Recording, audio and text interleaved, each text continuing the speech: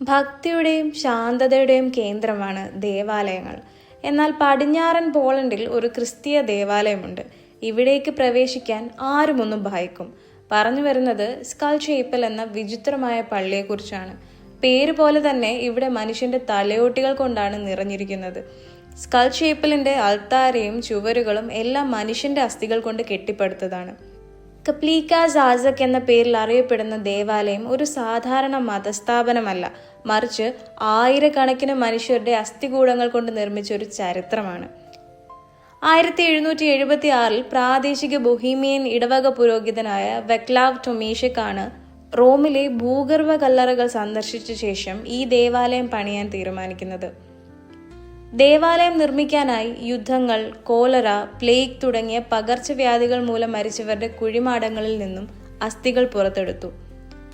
20 വർഷത്തോളം നീണ്ട പ്രയത്നത്തിനൊടുവിൽ 1804 ബറോക്ക് ശൈലിയിലുള്ള ദേവാലയത്തിന്റെ നിർമ്മാണം പൂർത്തിയാക്കി.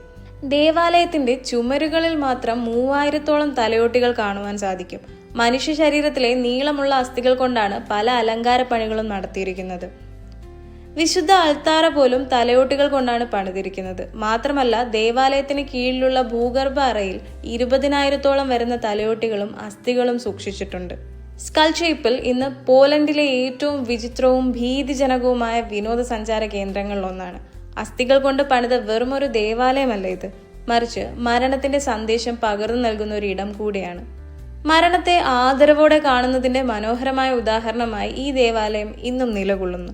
മനുഷ്യജീവിതം നാശ്വരമാണ്, മരണമാണ് സത്യം എന്നതാണ് ഇവിടെ അടക്കം ചെയ്ത മനുഷ്യരുടെ അസ്ഥികൾ ജീവനുള്ളവർക്ക് നൽകുന്ന സന്ദേശം.